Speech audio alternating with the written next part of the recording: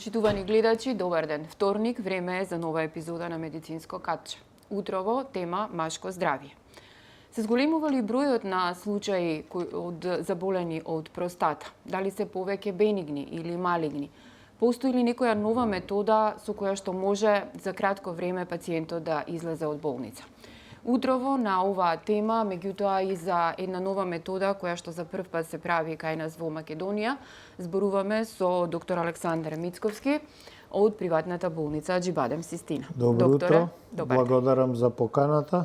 Задоволство ме е секое наредно гостување во вашата емисија и благодарам на гледачите кои се надевам ја следат емисија. Дадов кратка една најава, меѓутоа вие ќе ни објасните зашто поконкретно станува збор. Значи, од неодамна во Систина со локална операција се отстранува бенигно зголемување на простата. Така е. Ајде малку околу самата процедура, да им објасниме на гледачите. Ова е всушност втор дел на една емисија што јас и вие започнавме, во која што зборувавме за оваа процедура. На кратко ќе повториме за да обезбедиме продолжеток на тоа. Тоа е метода која што лекот е водата. Значи нема хемикали, нема терапија, нема ласери, нема зрачење, туку има лечење со вода. Науката позади таа техника вели дека употребата на врела водена пареја генерирана не со топлина, туку со радиофреквентна енергија, може да ја доведе до 103 степени во неколку милисекунди. И ние а притоа сите рачни уреди и генератор да не создаваат топлина. Значи ние добиваме на врвот на инструментот иглата 103 степени пареја, меѓутоа се останато е ладно. Таа пареја, апаратот се вика Резум, тоа е амерички патент и нема втор таков на планета, тој е еден и единствен производител. Со него ја третираме бенигнато зголемена простата на најминимално агресивен начин од досега познатите. Со тие убоди со врела водена пареја се предизвикува изумирање или некроза на оној дел на простатата што смета на каналот за мокрење, кој што во период помеѓу 2 недели до 3 месеци организмот, тоа мртво ткиво, ќе го свари. Значи, обично пациентите мислат дека тоа ќе изумре, па ќе се исфрли надвор нешто нечисто, тоа не е така. Значи, како, например, зрачна терапија, кога ќе стопи некој тумор, организмот ги вари собствените мртви клетки. На овој начин ние создаваме мртви клетки, кои што организмот со своите природни механизми за варење на мртвото ткива ќе го отстрани, ќе го свари, ќе го исчисти, се формира одлична јама, онаму каде што била простатата, односно делот од неа кој што сметал, сега има јама како отворен пат, кој што е загарантирано дека во следните 10 години ќе има одличен проток без потреба од терапија. Притоа исто така е загарантирано дека кај 100% од пациентите, а тука веќе е подобра и од таблетарната терапија, ќе биде комплетно зачувана сексуалната функција и ќе биде зачувано и сврлањето на сперма и можноста да биде татко, пошто ова почнува и млади проблеми да има. Меѓутоа, како се продолжува животниот век благодарение на медицината, на скрининзи, на нараснењето на здравствената култура кај населението, вклучувајќи и Македонија, животниот век се продолжува. Како подолго живеат луѓето, појавата на проблеми со старењето, вклучително и на проблеми со простатата и измокрувањето, станува се поактуелен. И тие постари мажи бараат полесно решение, затоа што имаат и други болести. Имаат проблеми со срце, со висок притисок, со шекерна болест и други останати, ние ги викаме придружни болести или коморбидитети. Ради тие придружни болести, кај нив е поризична анестезијата, да ги заспиете и разбудите, него ли сама ова минимално агресивна процедура. И затоа, како на дополнение на обуката што компанијата обезбедува за докторите кои што имаат лиценца да го работат ова, организираше и дополнителна обука како ова да го сработиме во локална анестезија, односно пациентот да не биде заспан, да не биде боцкан во кичмата, да не прима никакви венски лекарства, туку со локална анестезија, сека трансректална, се убризгува локален анестетик, слично како на поправка или вадење на зап, кој што се утрнува само регијата околу простата, онаму каде што ќе работиме. Со тоа на потполно буден пациент, меѓутоа комплетно безболно, се бризгува таа водена пареја, процедурата трае 20-25 минути, во кој што нема болка, ќе повторам, има дискомфорт. Да, не е сега комфортна и самата позиција и сето тоа, меѓутоа тоа е за 20 минути, меѓутоа ризикот од анестезија, ризикот од кардиолошки компликации, ризикот од тромбоемболиски компликации, ризикот од потреба да биде гладен, па шеќераш, па треба да се боцне инсулин, комплетно минимизира. Значи доаѓа најнормално. Така, да го објасниме така тикот на операција. И за сад време после таа операција си оди дома пациентот. На денот на операција ние го умртвуваме ткивото. Меѓутоа треба да пројде период од 2 недели, да кулминира за 3 месеци, да тие го осетат максималниот ефект. Значи да не очекува дека од утре дента ќе мократ. Тоа мртво ткиво треба да организмот го свари. Меѓутоа, тие ефекти кои ќе ги достигнат се феноменално добри и тоа се не само субјективните, она што пациентот го чувствува, туку и ние тоа што го мериме и тоа од годинава, благодарение на бројот на извршени случаи,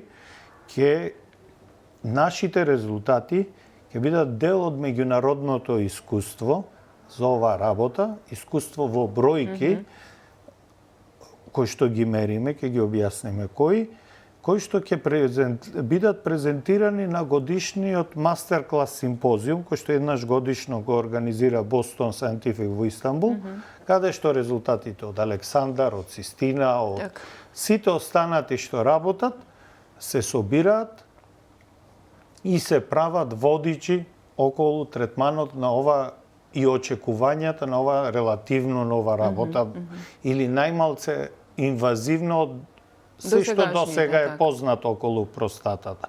И каде што велам, несаканите ефекти ги споредуваат со терапија, не ги споредуваат со било која друга хируршка интервенција.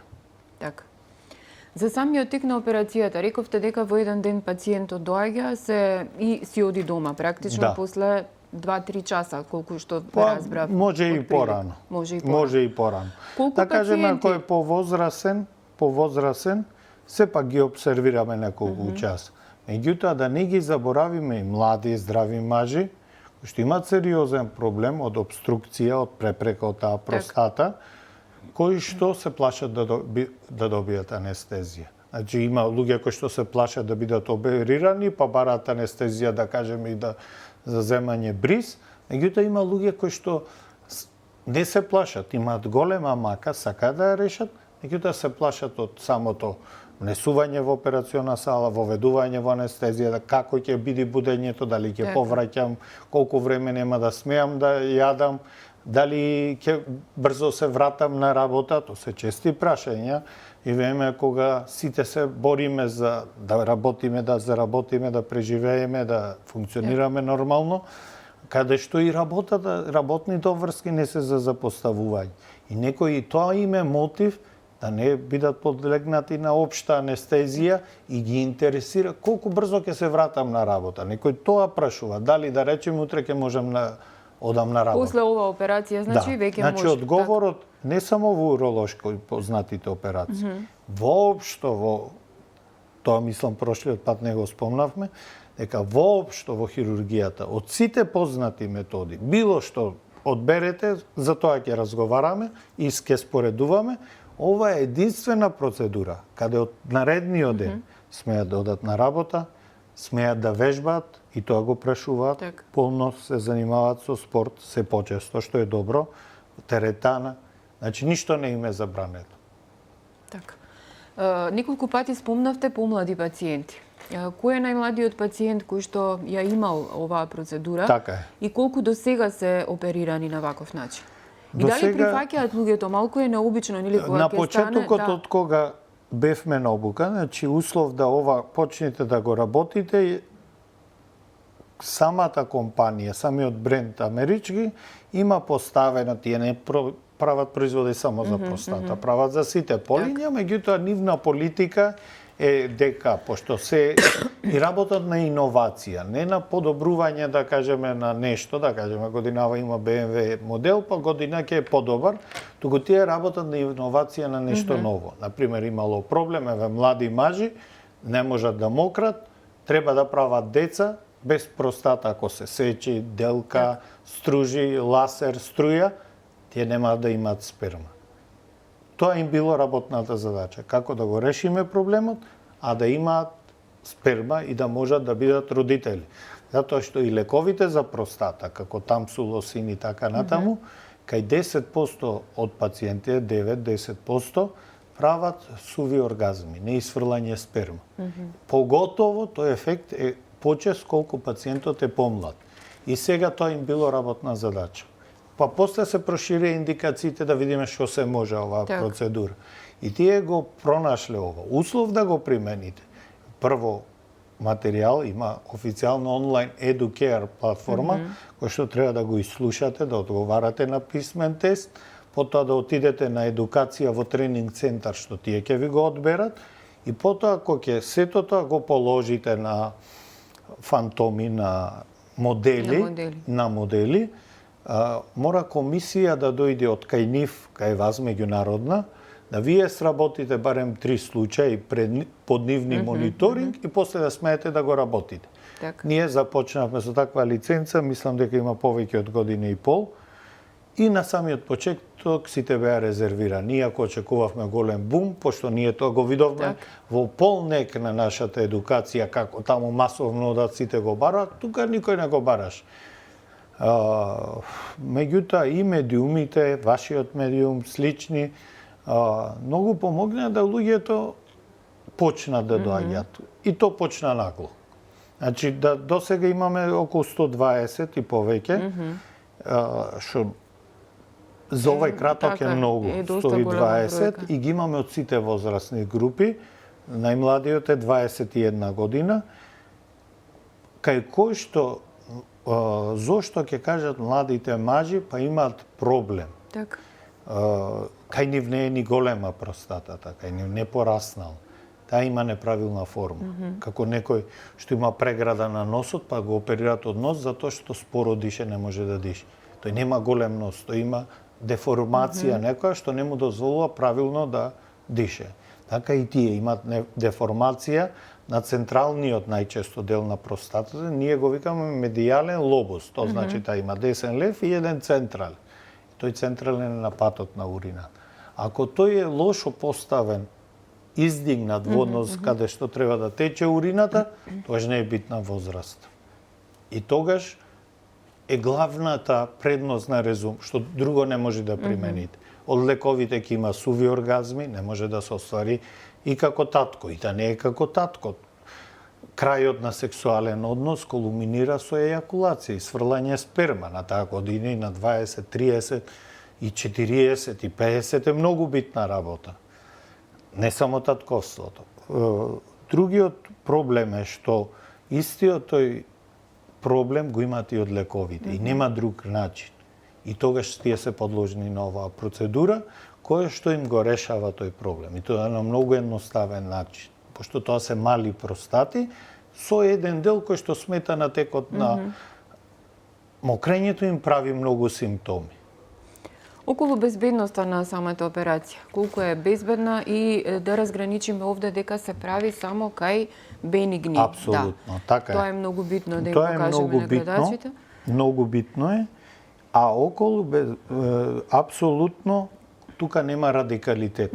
Значи целта на оваа операција е луѓето да немаат симптоми, да подобро мократ, не се напрегаат, да кажеме еве сега сме на интервјуто, да не е прва работа што ќе мислам кога ќе заврши па да одам да мокрам. да не се оптеретен, или треба да патувам каде ќе има бензинска па да застанам.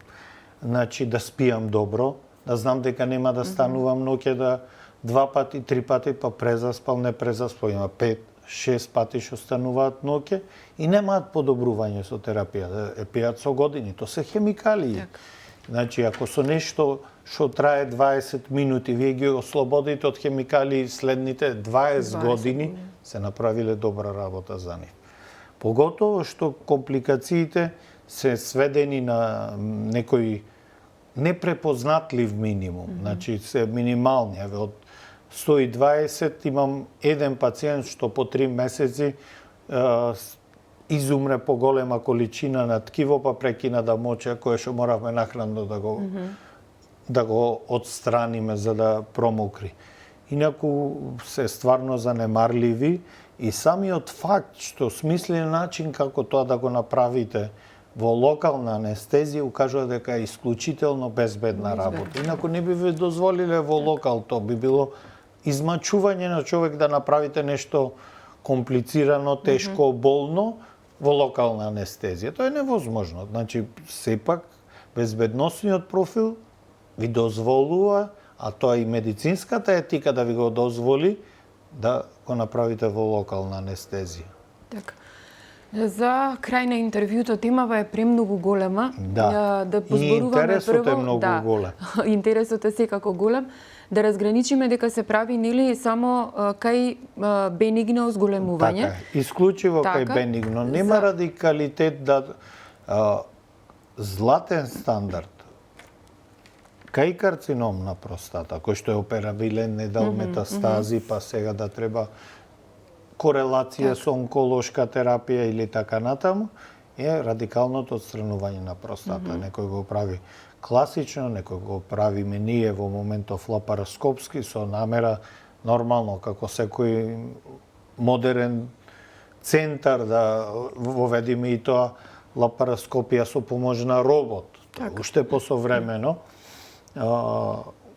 Меѓутоа, како и да е, мора целосно да се отстрани простата. Не онај дел што смета. Тој е дел од простата. Меѓутоа, во борбата против карциномот мора да нема ништо од простатата. Не само делот што смета, туку и онај што не смета, и онај околу неа, и семените кесеци околу неа, и тоа е веќе радикална простатектомија. Спомнавме дека интересот е многу голем. Една препорака за сите пациенти за крај на интервјуто. Што би им препорачале? Како жител кој цел свој живот го поминал на Балканот, а бил во многу земји, Словенија и останати, да види кога се оперираат, кога бараат лекарска помош, да бараат со време. Нема да сретните вие маж кој што толку многу трпи симптоми и ќе дојде до катетер, да речеме во Словенија, нема да сретните во Австрија. Големо мнозинство од пациентите што доаѓаат кај нас стануваат по 5 пати ноќе.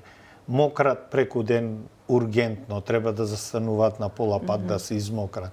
Се мачат да мократ. Мократ со употреба на стомачната мускулатура клекнуваат за да се измократ и тоа го трпат. Нема потреба да го трпат. Мислите дека е се уште стигматизирано? Се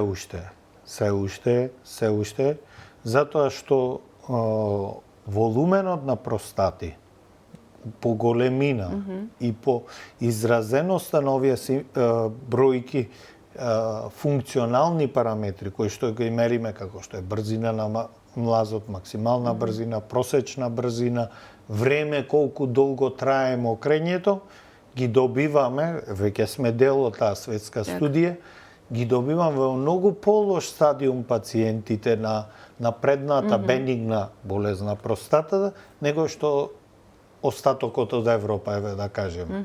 Значи, кај нас чекаат премногу, се мачат. А има сега барем многу едноставна солуција. Некој од нивни терапија не биле на уролог да побараат. Па да не успее терапијата, па да ги оперирам. Се мачат. Нема потреба. Мислам, и финансиски моменти, и се е тука држи вода. Меѓутоа, има начин како сето тоа да се реши. Значи да им кажеме едноставно дека операцијата уствари не е операција на некој начин, него е интервенција. Ова е многу паметно, затоа што во официјалниот назив што Boston Scientific го има одбрано за своја оваа своја процедура, се вика Resume Water Vapor Therapy of the Prostate. Не ја викаат Surgery of the Prostate, тука викаат терапија на простатата. Со тоа сакаат да ја нагласат минималната агресивност на процедурата. Така, значи за крај една препорака дека не треба да се плашат. Не треба да се плашат, не треба да дојде ситуацијата да носат катетер па да побараат помош. Кога дошло до катетер, сигурно дека 2 години уназад тој имал екстремно изразени проблеми, па сега дошло кулминација и дошло да не мокри и да се стави катетер. Пред тоа треба да дојдат. Така. Докторе, ви благодарам за гостувањето во Слободен печат. Се надевам дека дадовме некакви позитивни сигнали и вие, почитувани гледачи, останете со нашата програма, следете го нашето веб издание и секако очекувајте го издавањето на нашиот весник. Ви благодарам за вниманието.